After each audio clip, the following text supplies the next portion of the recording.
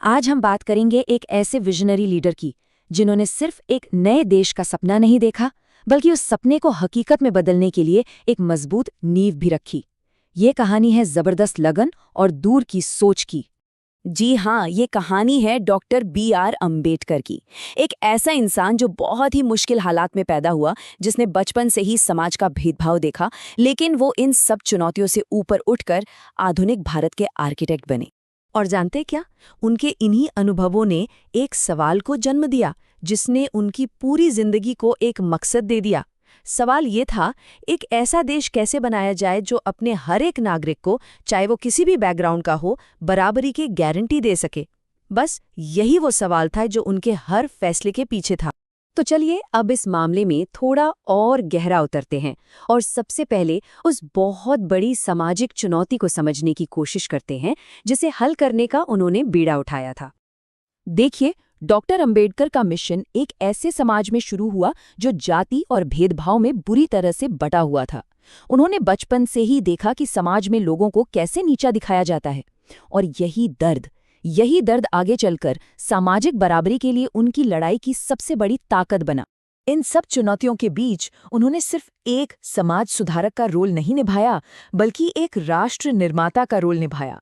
उन्होंने ठान लिया था कि वो समस्या की जड़ पर काम करेंगे। और यहीं हम आते हैं उनके सबसे बड़े, सबसे ऐतिहासिक काम पर। उन्हें भारतीय संविधान का जनक यानी father of the Indian constitution कहा जाता है।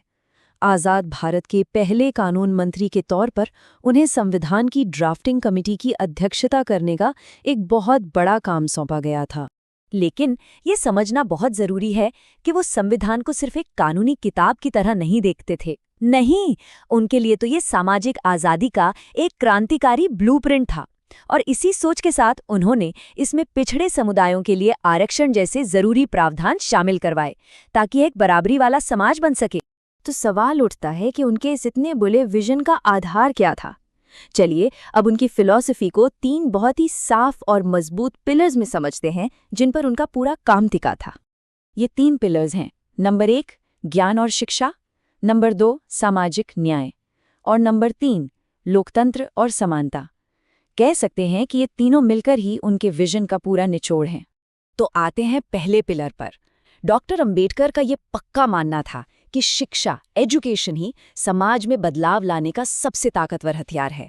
वो इसे आज़ादी का रास्ता मानते थे और हर किसी के लिए, खासकर दलितों और महिलाओं के लिए, शिक्षा की वकालत करते थे। जैसा उन्होंने कहा भी, शिक्षा ही हमें आज़ाद बनाती है। दूसरा पिलर है सोशल जस्टिस यानी सामाजिक न्याय। उन्होंने अपनी पूरी जिंदगी एक ऐसे समाज को बनाने में लगा दी जहां किसी के भी साथ उसकी जाति, धर्म या जेंडर के आधार पर कोई भेदभाव न हो। छुआछूत और दूसरी सामाजिक बुराइयों के खिलाफ उनकी लड़ाई एक जंग की तरह थी। और अब तीसरा और बहुत ही अहम पिलर, लोकतंत्र और समानता। डॉक्टर अंबेडकर एक सच्चे डेमोक्रेट थे। उनका मानना था कि डेमोक्रेसी का मतलब सिर्फ वोट डालना नहीं है। असल में ये तभी कामयाब हो सकती है जब हर नागरिक को कानून की नज़र में बराबर अधिकार और आगे बढ़ने के बराबर मौके मिले। तो चलिए अब आगे बढ़ते हैं और ये देखते हैं कि उनके इस ऐतिहासिक काम का आज के समय में क्या महत्व है और उनकी विरासत आज भी कैसे जिंदा है। डॉक्टर अंबेडकर का असर सिर्फ भारत तक ही सीमित नहीं है, बल्कि ये तो दुनिया भर में फैला है। उनकी जिंदगी और उनके विचार आज भी दुनिया के कोने कोने में उन लोगों को हिम्मत देते हैं जो सामाजिक अन्याय और नाइंसाफी के खिलाफ लड़ रहे हैं। उनके पूरे संदेश का सार उनके ही इन शब्दों में मिल जाता है। न्याय, समानता और बंधुत्व किसी भी राष्ट्र के लिए जरूरी है।